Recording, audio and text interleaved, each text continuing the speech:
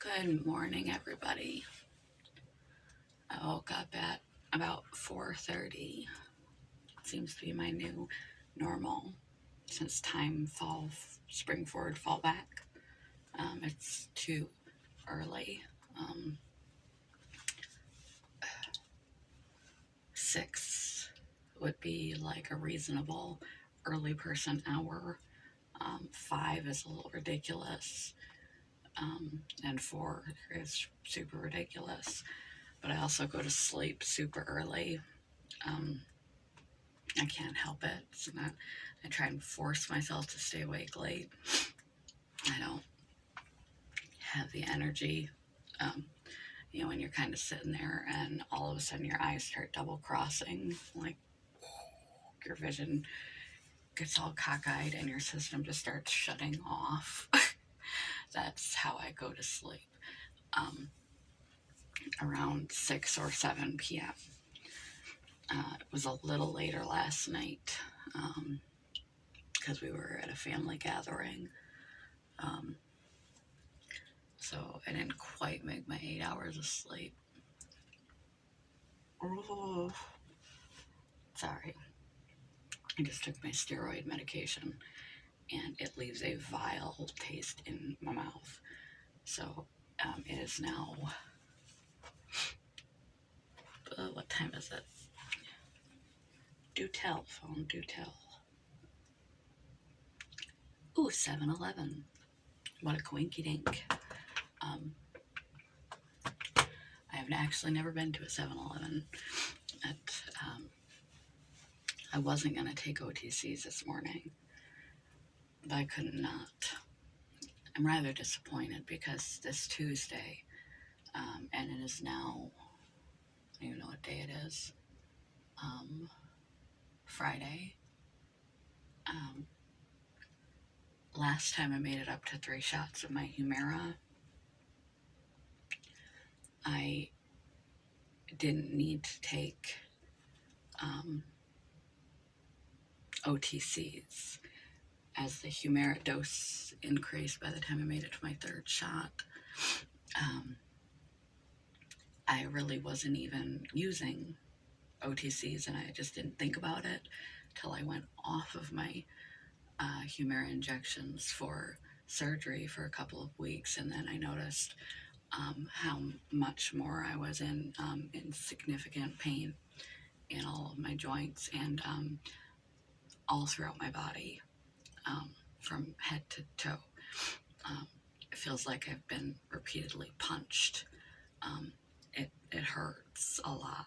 It's like a whole body Charlie horse or a whole body bruise, or like I fell down the stairs. And I was hoping when I got 3 shots back in my system that the pain would go again. It didn't do anything for my energy or other symptoms. The general feeling of malaise or generally feeling sick,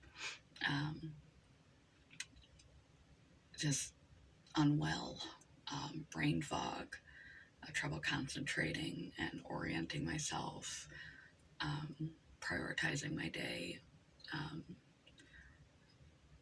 strength, weakness. It didn't do anything for any of those problems, but the pain went away to the degree that I didn't need OTCs to a ridiculous stomach bleeding, liver poisoning level. And I wasn't even using them at all. It was tolerable. So far, that's not the case this time. And I know I've got 3 good injections. The first time after surgery, it's been a while since I took it, and I was pretty new to the medication. I'd only taken it 3 times before, and I did it wrong, and I lost most of it down my leg. So I injected 3 good shots. So I'm back up to where I was when I stopped using the OTCs. I stopped needing them because I was at a pain level that I could tolerate. And I was hoping that by this third shot it wouldn't be so bad. Um, I don't take another dose for 2 weeks. They say the full efficacy you're going to get is going to be noticed after 3 months, and at a shot every other week. Um, I'm halfway there, so that's a total of 6 shots. You'll be able to tell how well it's going to help you. So I don't know why it's not as potent this time. I'm still taking the hydroxychloroquine,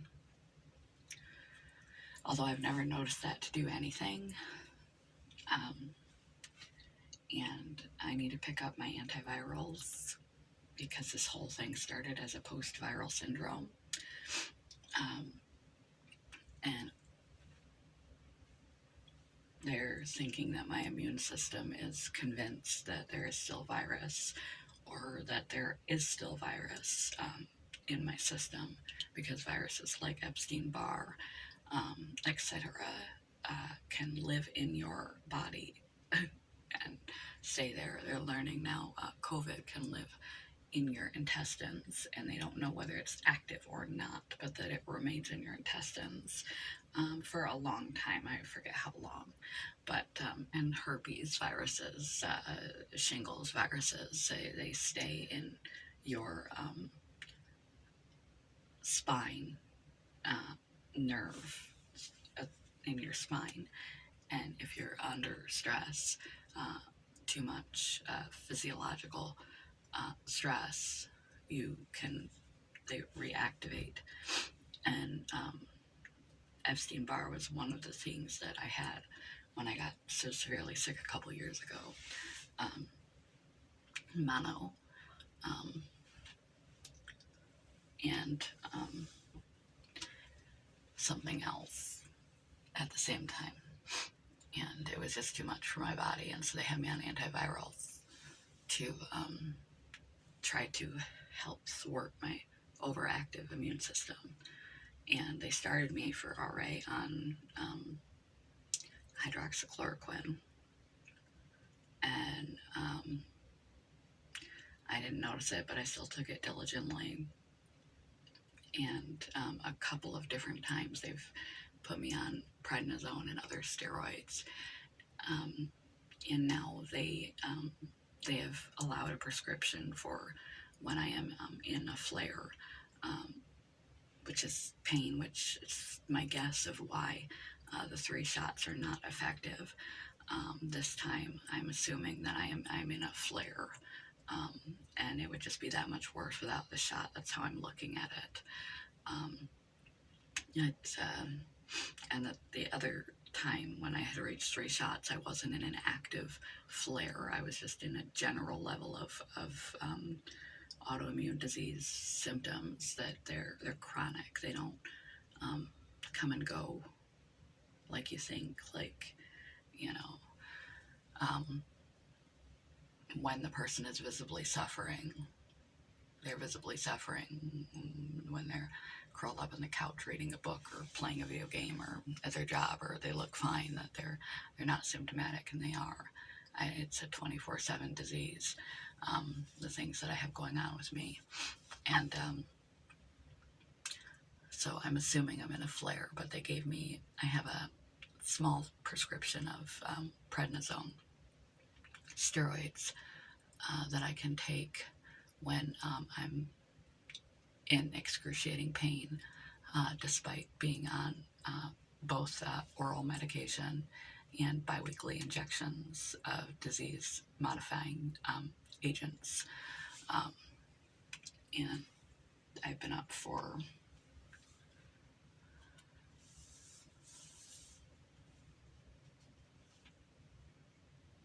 3.5 hours, and I have taken all my psych meds. So my system, that's been at least 20-30 minutes ago, if not longer. So my system, anything that was due to disequilibrium in my neurochemistry from my dependence on my psychiatric medication. My body being like, when you wake up in the morning, if you're not on any medication and you're a coffee drinker and you're like, get me the coffee now, when you're on psychiatric meds for a long time, you wake up in disequilibrium and you have to get your medication in you for things to be righted. And it's oral medication. It's not like instant dissolve or an injection. It takes a while for it to absorb. So I have to wait, till things equalize up there and in here. And I waited, and then, ow, trying to ignore the pain, just waiting for it to go. Wasn't doing it. Took my hydroxychloroquine, and I took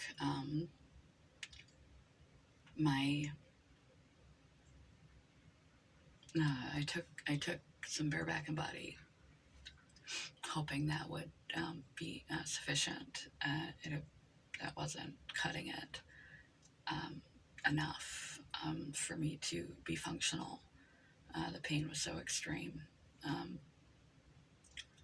I took it and I waited because you want to be careful with the use of OTCs. I know it's like having a screaming toothache. You can't focus, you can't function, you can't do anything through the pain. It just draws your attention right there when your body is suffering. It's such a strong degree. You just can't even think. You can't function. But you got to be careful to not cause liver damage or stomach bleeding. Those are potential side effects of having rheumatoid arthritis, among the other conditions that I have. Not to overuse the OTCs, so I tried bareback and body and waited for it to stop hurting. And it's like I didn't take anything. This foul taste I got in my mouth right now, that is the steroid medication. I swear, you can't get it down fast enough for it to not start to dissolve in your mouth, and it leaves a very foul taste in your mouth. So I took a couple of my steroids, and still, ow. Owie, owie, owie, owie, ow. So I took 2 ibuprofen, and I'm just gonna wait, because I think that's pushing it, 2 bareback and body and 2 ibuprofen in one go, along with, because your liver still has to digest, not really digest, but process all the other pills and supplements that you take. Have to be processed by the liver, and it's hard on the liver. It's not as hard on your stomach lining and your microbiome, taking OTCs, but every pill we take, every toxin that enters our skin, every bite of food, everything passes through the liver. It filters your entire blood system. It's a big job. That's why it's such a big organ. And if you damage it too much, you die. So you got to be careful and take into account the totality of medication that you're putting in at a time. We often don't think of OTCs as seriously as they need to be taken, that they can cause liver damage, scarring, which leads to cirrhosis, or bleeding ulcers and things in your stomach. We just don't think about it because we take them all the time, and they're just over the counter. And as I said, when you're in an excruciating screaming pain, all you can think about is making the pain stop. So I took precaution. I haven't eaten anything yet today. That is good to eat with that medication. It'll make you have to wait a little bit longer for it to be effective, but it does less damage to your stomach than just putting it down on acid. Or if you're a coffee drinker or a juice drinker or a soda drinker in the morning, you've added acid to acid, and then you're going to put acidic medication on top of it. It's really good to just put a couple crackers, a piece of bread, something in your stomach to help digest that, soften the blow to your stomach lining, but it still has to be processed by the liver. So be cautious. Don't overuse it. It's not a Tic Tac. It's a potent medication, even though it doesn't feel like it's a potent medication, because it doesn't do its job. Sometimes when you have RA. So I waited, not cutting that, and I coated it with a lot of water. I've been drinking a lot of water just because I just don't feel like eating yet. I know I feel so sick. I don't feel like eating. So I've been drinking glass after glass of water, which is important in the morning anyway, and is important for your overall body. Your circulation will be better. You get more fluid in your joints. It softens the blow with medications. We are 80% water. It will make your blood thinner so it flows better, so you get more circulation going to your joints and muscles and stuff, and more blood and more oxygen means less pain. So drink your water, and especially if you're taking OTCs, drink your water. And so I took some ibuprofen, which is like, I like to avoid because it's really tough on the stomach. But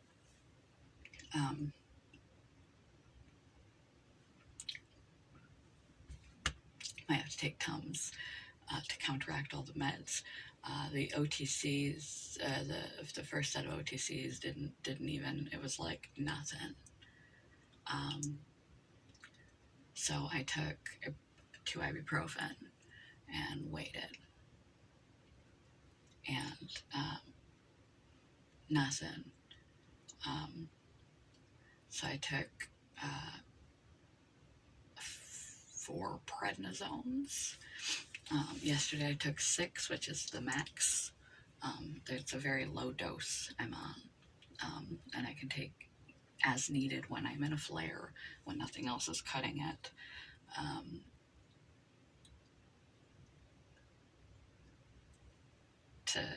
To assist. And the ibuprofen didn't make a hill of beans a difference either. After waiting 20 minutes, it takes 20 minutes to digest things. And so that leaves me with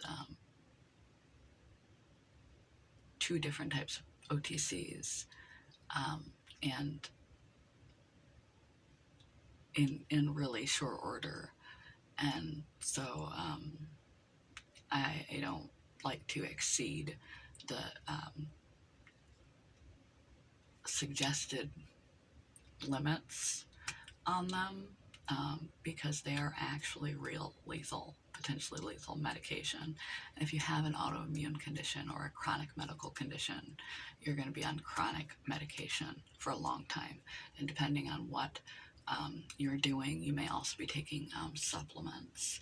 And many people have landed in the hospital from supplement overdose, because some vitamins and minerals can build up toxicity, and every pill you pop has to be processed, and you will be expecting a lifelong, this autoimmune condition is a lifelong condition. Some people are lucky enough to have it go into a remission and be under control, but that often involves prescription medications. And you can expect as you get older more things to come up and to break that will require more prescriptions. And the more medication you're on and the more supplements you're on, the more your liver has to process. So I take OTCs with the respect they are due, and a lot of people don't. And I think 2 bareback and body and 2 ibuprofen was quite enough for the morning. And it didn't touch the sides, so I took the steroids, and I'm beginning to feel a little bit more human. I popped on here without a concept or a point or a purpose to distract myself, so that I wasn't focusing on the pain. It's like I said, that when you are in excruciating pain, you can't, you've all had screaming toothaches over the course of your life, or maybe you're a migraine sufferer. For whatever reason, you have experienced extreme pain. When you are in extreme physical pain, everything else goes out the window. Your brain shuts down and locks onto that pain, and you can't think straight, you can't function. And the more that whatever we focus on amplifies, the more that you focus on the pain that you can't not focus on, because your brain automatically zooms into it and it's so extreme you can't not notice it. It amplifies it. So I put on the YouTube and just started yammering at the camera to distract myself. And according to the ticker up top, I'm going to get cut off here pretty quick. My camera automatically shuts off at a half an hour, which is good because I talk too much anyway. But I didn't have a video concept at all. I didn't have a quote. I just needed something that I could physically manage to do that would distract me, get my mind focused, force my mind to focus on something else. The more you can get out of your body, away from your pain, and get immersed in something that is going to immerse you when you are in the midst of the throes of the suffering of the physical pain of your illnesses, the more you can not be in pain, whether it is an activity that you are involved in and calling somebody up. Sometimes when we are in pain, that's the last time we don't feel like talking to anybody, or in conversing in any kind of way, because we're like, ow, I'm suffering, and you just don't want to be touched. You don't want to interact. You don't want, because you're in excruciating pain, and it's, it sounds like the last thing you want. But if you pick the right people, the people that always really engage you already always have a great conversation with them, and give them a call and just get into a deep conversation. You're too sick to leave the house to actually go see them. That would require too much non-pain to pull off. But you can call them up and get in a deep conversation, or if there's a TV show or series that you really enjoy, that just you're just addicted to this show, that really sucks you in and immerses you into it, go and pick up that book or that instrument that you love to play, and you just get lost in it, or that TV series or movie that you could watch a million times, and you just get sucked right into the world that is going to draw your attention away from your pain. as much as is possible, to the point where maybe you will even forget you are in pain, um, or long enough for the drugs to kick in enough to reach a tolerable level. I also combined those type of medications with muscle cream. I'm almost out of my favorite muscle cream. I don't even know if the store still sells it, but it's the most effective one that I'd ever used. Um, and it's Mary's Muscle Cream, Muscle Freeze. And I don't even know if there's one store that sold it, and I don't know if they sell it anymore. But my partner is still fast asleep, and I am just, I don't know if I make this public. I don't know what the hell I would even call this. Um,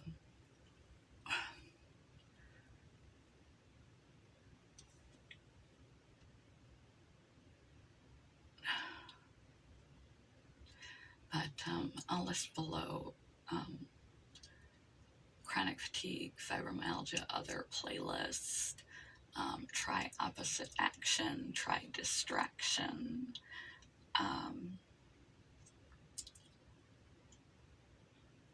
And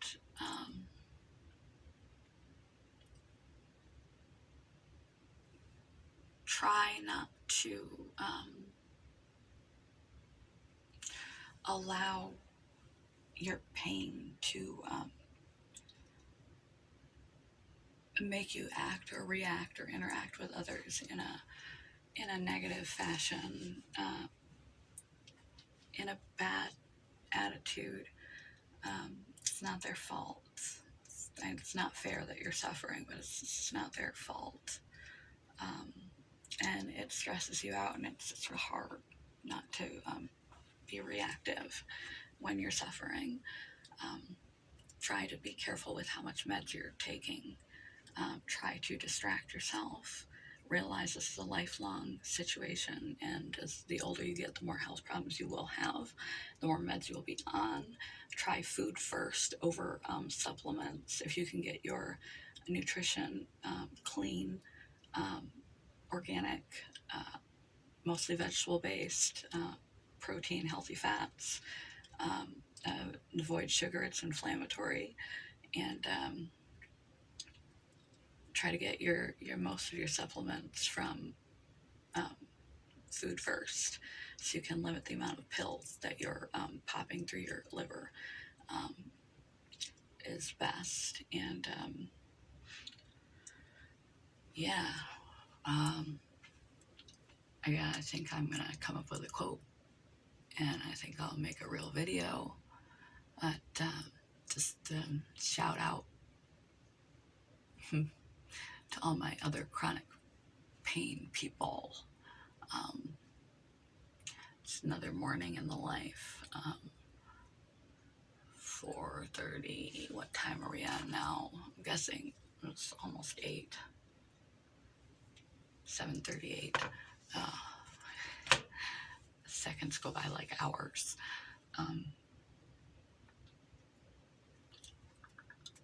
It's not fair. I know it's not fair. I know it sucks really bad. And I know that if you look normal and you're young, half the people don't believe you.